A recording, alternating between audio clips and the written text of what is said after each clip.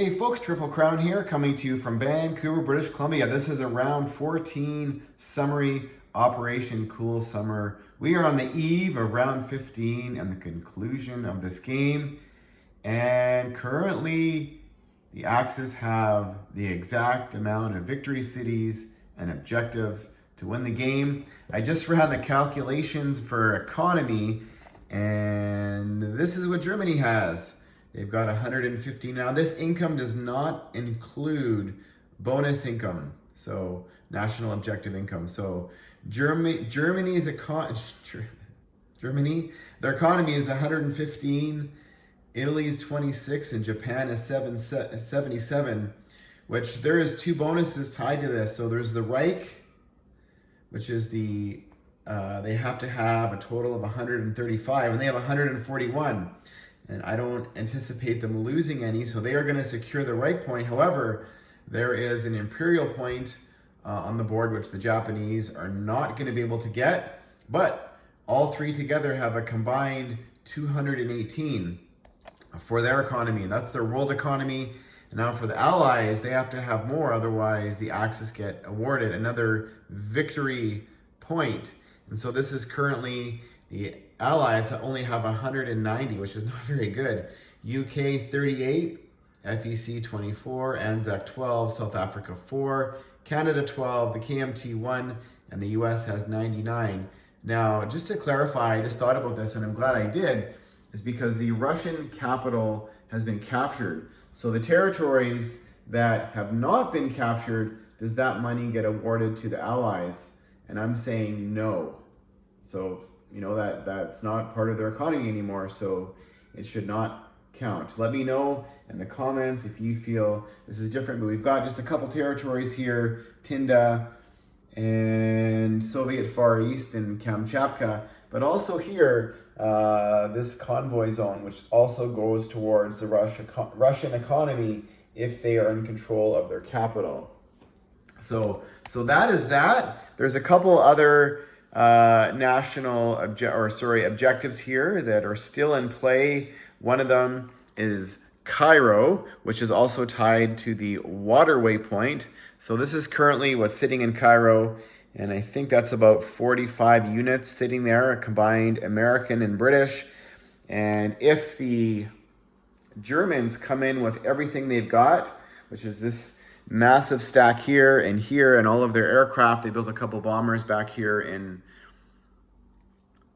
Romania, they can come with about 59 units. So they should capture that objective next turn, but they're also going to have to secure the Transjordan, because the Americans here are sitting in a couple transports, but also there's the med point on the line. So last round, the Germans were successful in capturing Malta. And this round, the Axis have to capture Corinth, Cyprus, and Crete and hold it till the end of the game. So they have to do that, and that gives them the Mediterranean point. And also here, there's another objective here. The Americans last turn landed about, it's going to say less than 20 units currently sitting in Portugal. And for the Axis to achieve their Fortress Europe point, they have to wipe out the Americans cannot be in Portugal. So the Axis have to control all of Sweden, all of Switzerland, all of Turkey, and all of Portugal and Spain. So that is going to be pretty tough. There's currently about 25 German units sitting in this territory here. I think this is Barcelona. Barcelona with all these aircraft here that can attack. And so they're going to have to do that. But the Americans are going to have one last crack. They've got this small forces over here, 6 tanks and 6 infantry and some aircraft, some B-29s and B-17s. And some tactical bombers that can land. There's also some tactical bombers that can hit Portugal and land on the carrier. There's also a fighter here. So the Germans are going to have their work cut out for them. They're first going to have to clear Portugal and then withstand the counterattack. They also have to I don't have the Swiss units on the board, but they're going to have to attack Switzerland. And there's about 6 units there. The Italians could also help out if need be. So that's what's happening on the Atlantic side of the board next turn. Also up here, the Canadians and the British are also going to do a pseudo landing. There was a massive naval battle here that happened last turn.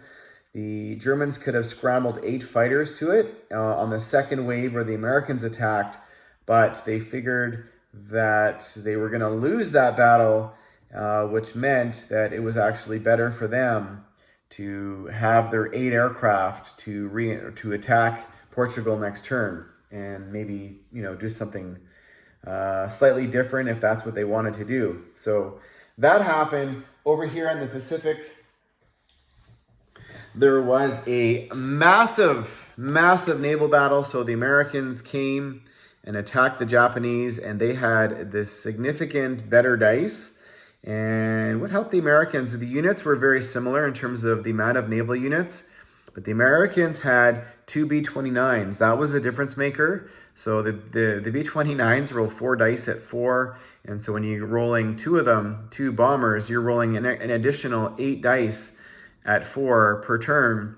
And, the Americans having the better of the dice definitely swayed the tide. So that is what's remaining. They've got 6 cruisers, 4 destroyers, and 3 damaged battleships.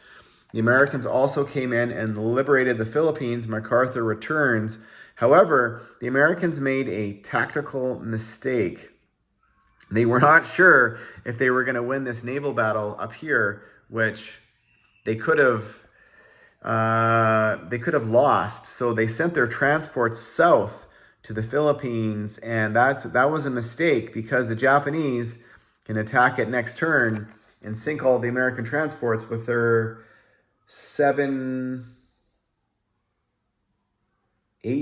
8 boats there, and with a complement of these 4 bombers sitting here. And there is a small navy here.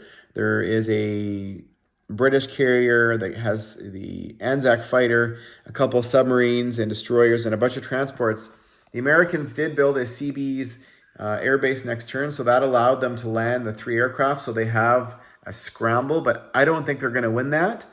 So we'll see how many American transports survive, because for the Americans to do what they want to do with the Allies in the Pacific, which is to go after maybe another victory city, which is either going to be Hong Kong or it's going to be Shanghai. But also down here, what do the Canadians and the British and the Anzac do with their small navy? Do they have enough to, maybe swing the tide? The Allies are going to have a lot cut out for them if they're going to reduce the Axis economy by 38 to win.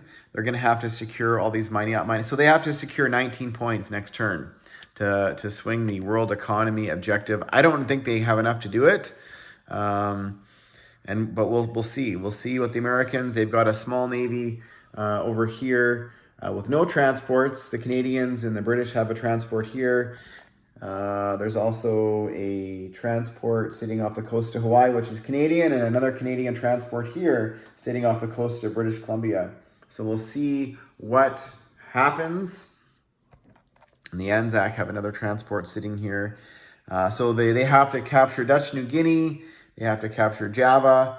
They have to capture Sumatra, Borneo, and maybe some of the islands here along the coast. And that would perhaps deny the Japanese 1 or 2 of their objectives. And we'll see what happens. The KMT, there's a bit of a standoff here happening in Asia. Over here, the FEC, don't know what they're going to do. They've got all these tanks here sitting in Singapore. Maybe a tactical error. The Japanese did not build any naval transports last round, which they would not have been able to take back the Philippines, so maybe that was good, but they might have been able to reinforce Shanghai, which would have maybe secured it for the game. But if these American transports survive, likelihood the Japanese are probably, there's about 18 units sitting there in the Philippines. So I don't know if they would win that battle, but you never know. You never know how the dice are going to go. But it's going to come down likely to the final play of the game, hopefully, and it should be a grand finale. Anyways, thanks for watching, folks. And there's also a Canadian transport ready to shuck up two more units next turn. So what is going to happen here in the Middle East? The Japanese and the Japanese, Germans, and Italians, they are not going to likely have enough to get the second oil point. They're currently sitting at 9. And I reduced it to 10 for the total, and they are likely not going to be able to achieve it unless they split their forces here and go into Saudi Arabia, which they might have to do. So anyways, time will tell. We'll see what happens, and stay tuned.